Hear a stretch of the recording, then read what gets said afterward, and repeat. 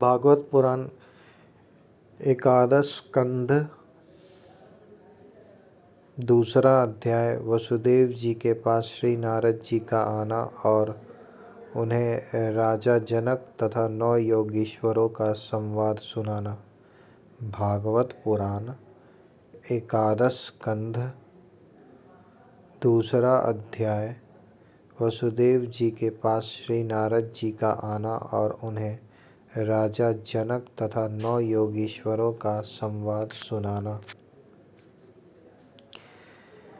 श्री सुखदेव जी कहते हैं, कुरुनंदन देवर्षि श्री सुखदेव जी कहते हैं, कुरुनंदन देवर्षि नारद के मन में भगवान श्री कृष्ण की सन्निधि में रहने की बड़ी लालसा थी।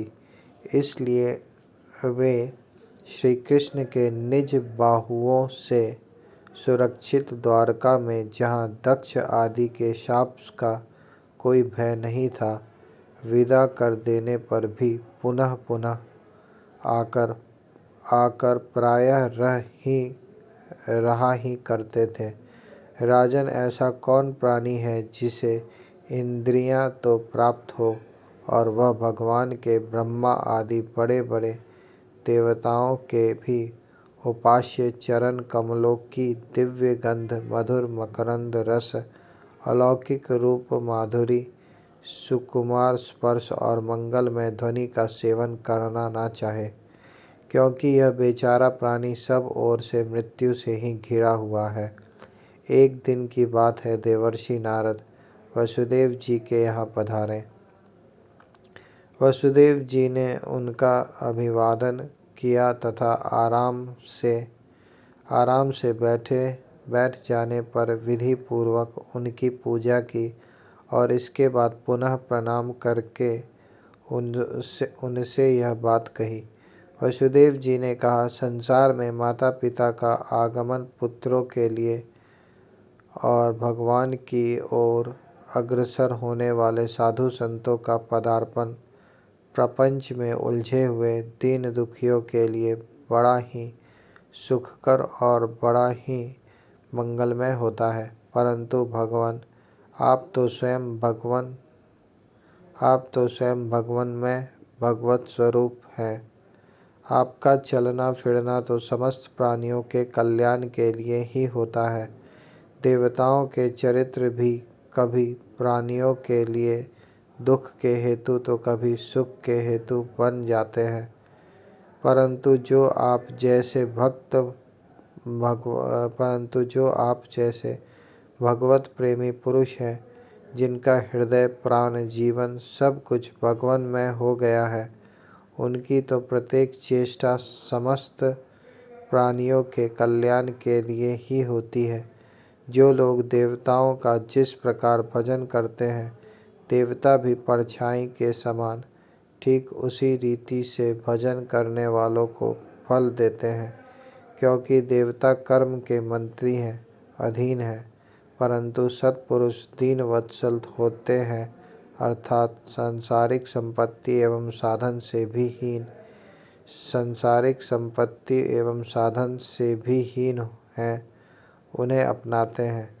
ब्रह्मन, यद्यपि हम आपके शुभागमन और शुभ दर्शन से ही कृतकृत्य हो गए हैं, तथापि आपसे उन धर्मों के साधनों के संबंध में प्रश्न कर रहे हैं, जिनको मनुष्य श्रद्धा से सुन भर ले तो इस सब ओर से भयदायक संसार से मुक्त हो जाए। पहले जन्म में मैंने मुक्ति देने वाले भगवान की आराधना तो की थी, परंतु इसलिए नहीं कि मुझे मुक्ति मिले। मेरी आराधना का उद्देश्य था कि वे मुझे पुत्र रूप में प्राप्त हों। उस समय मैं भगवान की लीला से मुग्ध हो रहा था। सुव्रत, अब आप मुझे ऐसा उपदेश दीजिए जिससे मैं इस जन्म मृत्यु रूप भयावह संसार से, जिसमें दुख भी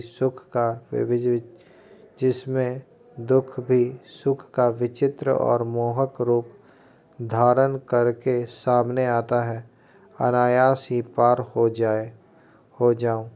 श्री सुखदेव जी कहते हैं, राजन, बुद्धिमान वसुदेव जी ने भगवान के स्वरूप और गुण आदि के श्रवण के अभिप्राय से ही यह प्रश्न किया था। देवर्षि नारद उनका प्रश्न सुनकर भगवान के अचिंत्य अनंत कल्याणमय गुणों के स्मरण में तन्मय हो गए और प्रेम एवं आनंद में भरकर वसुदेव जी से बोले। नारद जी ने कहा, यदुवंश शिरोमणि, तुम्हारा यह निश्चय बहुत ही सुंदर है, क्योंकि यह भागवत धर्म के संबंध में है, जो सारे विश्व को जीवन दान देने वाला है, पवित्र करने वाला है। वसुदेव जी, यह भागवत धर्म एक ऐसी वस्तु है जिसे कानों से सुनने, वाणी से उच्चारण करने, चित्त से स्मरण करने, हृदय से स्वीकार करने या कोई इसका पालन करने जा रहा हो तो उसका अनुमोदन करने से ही मनुष्य उसी क्षण पवित्र हो जाता है, चाहे वह भगवान का एवं सारे संसार का द्रोही ही क्यों न हो। जिनके गुण, लीला और नाम आदि का श्रवण तथा कीर्तन पतितों को भी पावन करने वाला है, उन्हीं परम कल्याण स्वरूप मेरे आराध्य देव भगवान नारायण का तुमने उन्हीं परम कल्याण स्वरूप मेरे आराध्य देव भगवान नारायण का तुमने आज उन्हीं परम कल्याण स्वरूप मेरे आराध्य देव भगवान नारायण का तुमने आज मुझे स्मरण कराया है। वसुदेव जी, तुमने मुझसे जो प्रश्न किया है, इसके संबंध में संत पुरुष एवं प्राचीन इतिहास कहा करते हैं।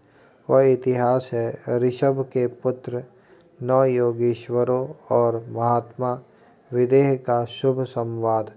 तुम जानते ही हो कि स्वयंभुव मनु के एक प्रसिद्ध पुत्र थे प्रियव्रत। प्रियव्रत के आग्निध्र के नाभि और नाभि के पुत्र हुए ऋषभ। शास्त्रों ने उन्हें भगवान वासुदेव का अंश कहा है। मोक्ष धर्म का उपदेश करने के लिए उन्होंने अवतार ग्रहण किया था। उनके 100 पुत्र थे और सब के सब वेदों के पारदर्शी विद्वान थे। उनमें सबसे बड़े थे राजर्षि भरत। वे भगवान नारायण के परम प्रेमी भक्त थे। उन्हीं के नाम से यह भूमि खंड, जो पहले अजनाभ वर्ष कहलाता था, भारतवर्ष कहलाया। यह भारतवर्ष भी एक अलौकिक स्थान है। राजर्षि भरत ने सारी पृथ्वी का राजभोग किया, परंतु अंत में इसे छोड़कर वन में चले गए। वहाँ उन्होंने तपस्या के द्वारा भगवान की उपासना की और 3 जन्मों में वे भगवान को प्राप्त हुए।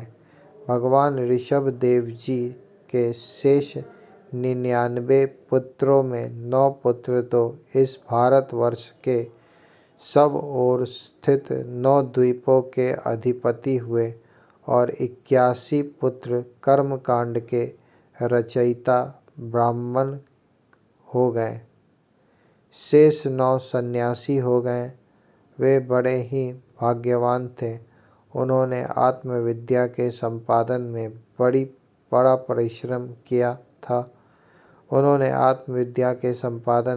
परिश्रम किया था।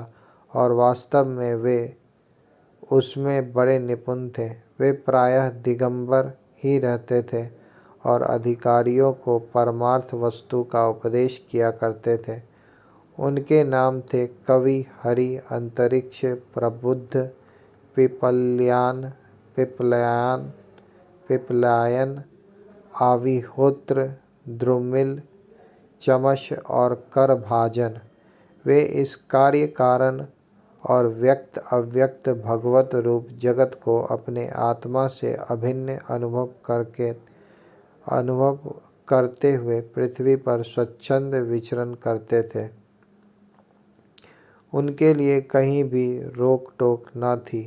वे जहाँ चाहते चले जाते। देवता, सिद्ध, साध्य, गंधर्व, यक्ष, मनुष्य, किन्नर और नागों के लोकों में तथा मुनि, चारण, भूतनाथ, विद्याधर, ब्राह्मण और गौओं के स्थानों में वे स्वच्छंद विचरते थे। वसुदेव जी वे सब के सब जीवन मुक्त थे। एक बार की बात है,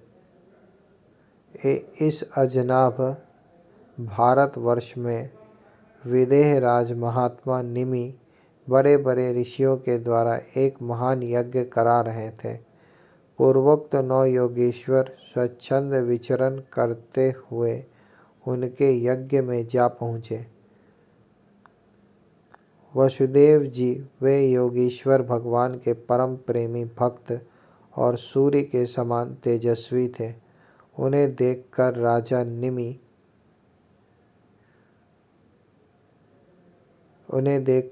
निमि आहवनीय आदि मूर्तिमान अग्नि और ऋत्विज आदि ब्राह्मण सब के सब उनके स्वागत में खड़े हो गए।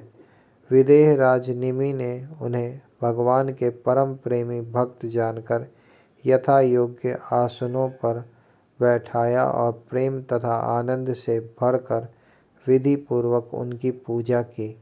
वे नवों योगेश्वर अपने अंगों की कांति से इस प्रकार चमक रहे थे मानो साक्षात ब्रह्मा जी के पुत्र शनकादि मुनीश्वर ही हो।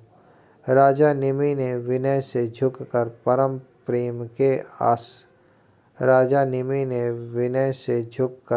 प्रेम के साथ उनसे प्रश्न किया।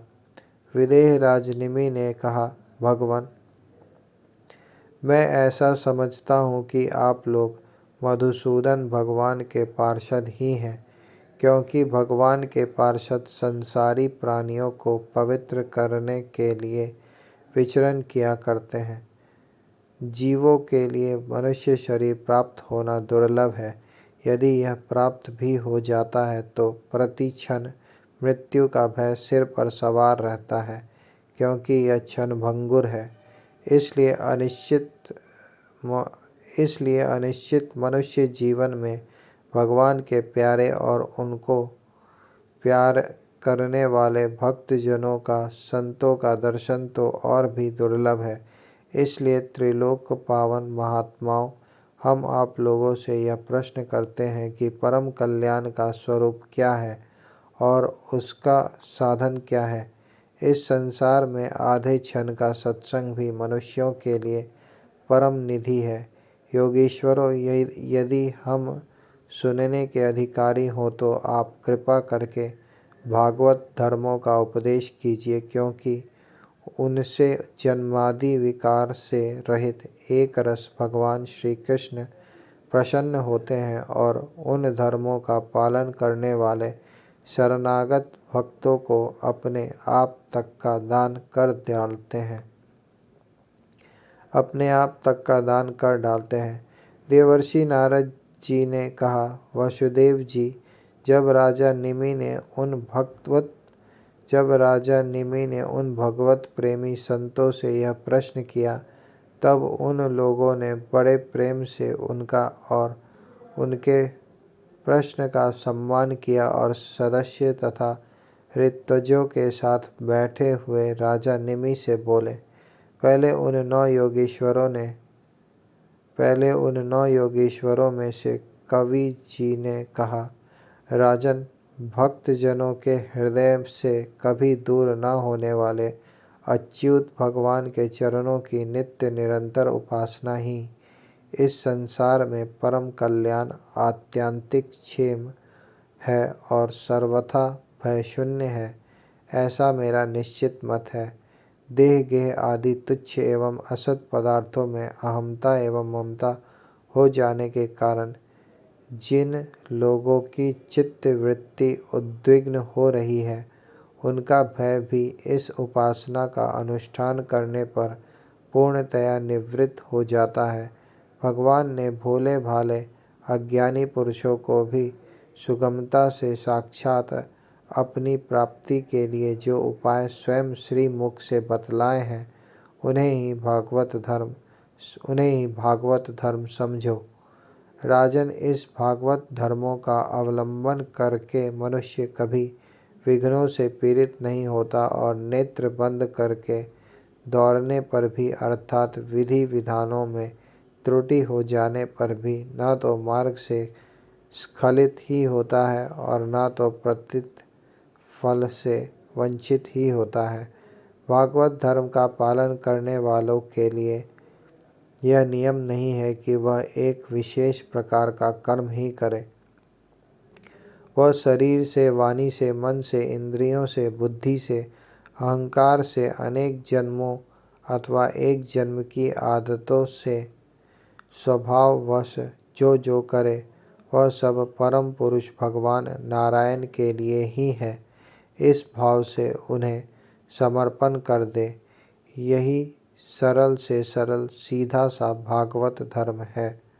ईश्वर से विमुख पुरुषों को उनकी माया से अपनी स्वरूप की विस्मृति हो जाती है और इस विस्मृति से ही मैं देवता हूँ, मैं मनुष्य हूँ, इस प्रकार का भ्रम विपर्य हो जाता है। इस देह आदि अन्य वस्तु में अभिनिवेश तन्मयता होने के कारण ही बुढ़ापा, मृत्यु, रोग आदि अनेकों भय होते हैं।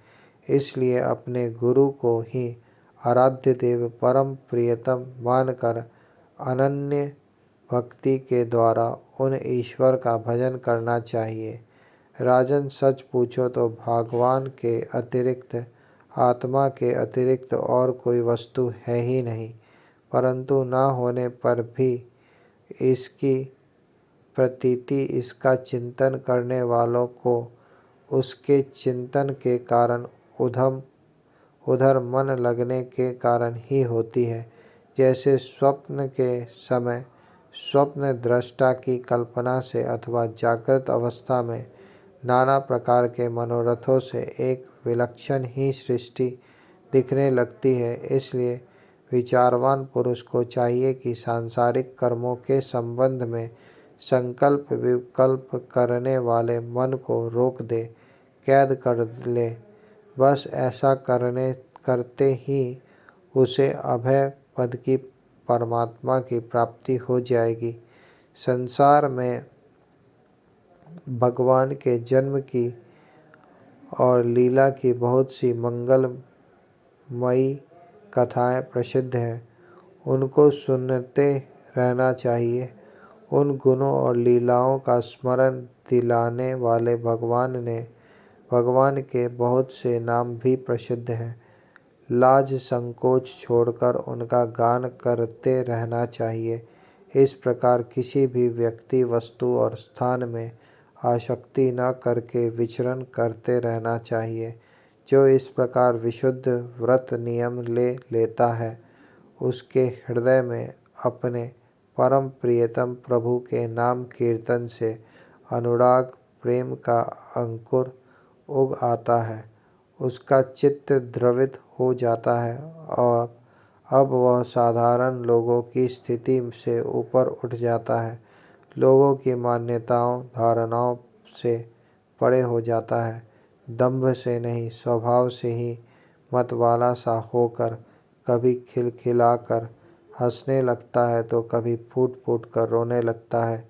कभी ऊंचे स्वर से भगवान को पुकारने लगता है तो कभी मधुर स्वर से उनके गुणों का गान करने लगता है।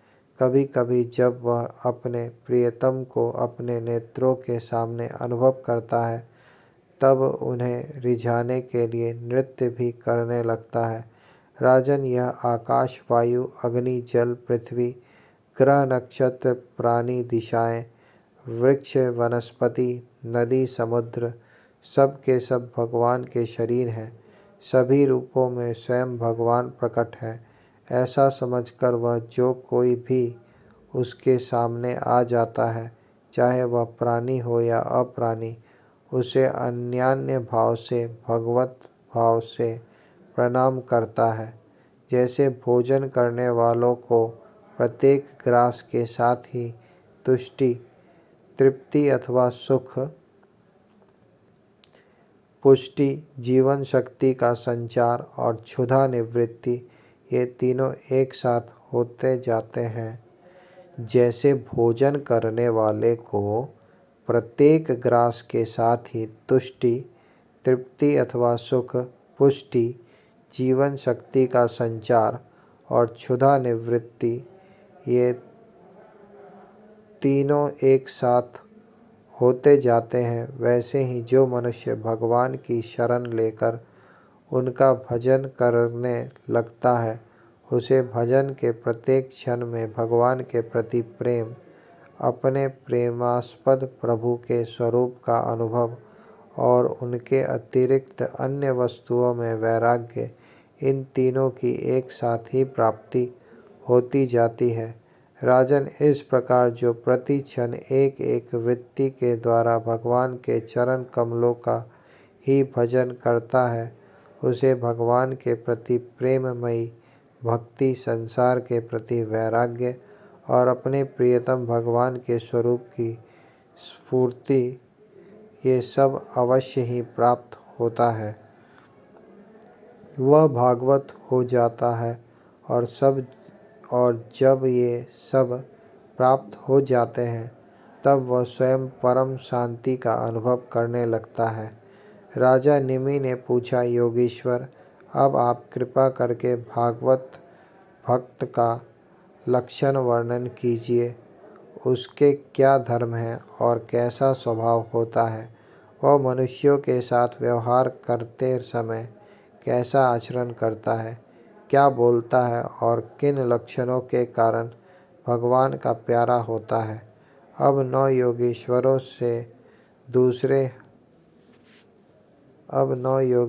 में से दूसरे हरि जी बोले, राजन आत्मस्वरूप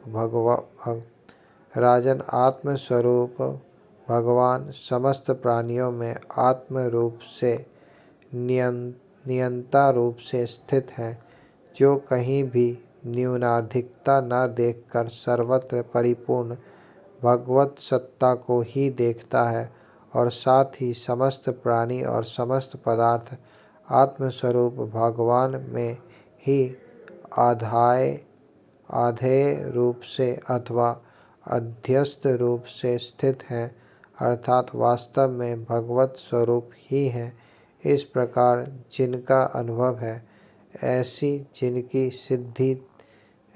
जिनकी सिद्ध दृष्टि है, उन्हें भगवान का परम प्रेमी उत्तम भागवत समझना चाहिए। जो भगवान से प्रेम, उनके भक्तों से मित्रता, दुखी और अज्ञानियों पर कृपा तथा भगवान से द्वेष करने वालों की उपेक्षा करता है, वह मध्यम कोटि का भागवत है।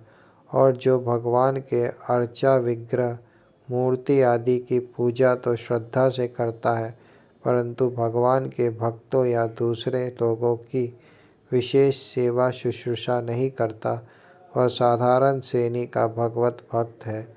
जो श्रोत, नेत्र आदि इंद्रियों के द्वारा शब्द रूप आदि विषयों का ग्रहण तो करता है, परंतु अपनी इच्छा के प्रतिकूल विषयों से द्वेष नहीं करता और अनुकूल विषयों के मिलने पर हर्षित नहीं होता, उसकी यह दृष्टि बनी रहती है कि यह सब हमारे भगवान की माया है। वह पुरुष उत्तम भागवत है। संसार के धर्म है जन्म मृत्यु, भूख प्यास, श्रम कष्ट, भय और तृष्णा। ये क्रमशः शरीर, प्राण, इंद्रिय, मन और बुद्धि को प्राप्त होते ही रहते हैं। जो पुरुष भगवान की स्मृति में इतना तन्मय रहता है कि इनके बार बार होते जाते रहने पर भी उससे मोहित नहीं होता, पराभूत नहीं होता, वह उत्तम भागवत है। जिसके मन में विशेष भोग की इच्छा, कर्म प्रवृत्ति और उनके बीज वासनाओं का उदय नहीं होता और जो एकमात्र भगवान वासुदेव में ही निवास करता है, वह उत्तम भगवत भक्त है। जिनका इस शरीर में न तो सत्कुल में जन्म, तपस्या आदि कर्म से तथा न वर्ण आश्रम एवं जाति से ही अहम भाव होता है, वह निश्चय ही भगवान का प्यारा है। जो धन संपत्ति अथवा शरीर आदि में यह अपना है और यह पराया, इस प्रकार का भेदभाव नहीं रखता, समस्त पदार्थों में समस्वरूप परमात्मा को देखता रहता है, समभाव रखता है तथा किसी भी घटना अथवा संकल्प से विक्षिप्त न होकर शांत रहता है, वह भगवान का उत्तम भक्त है।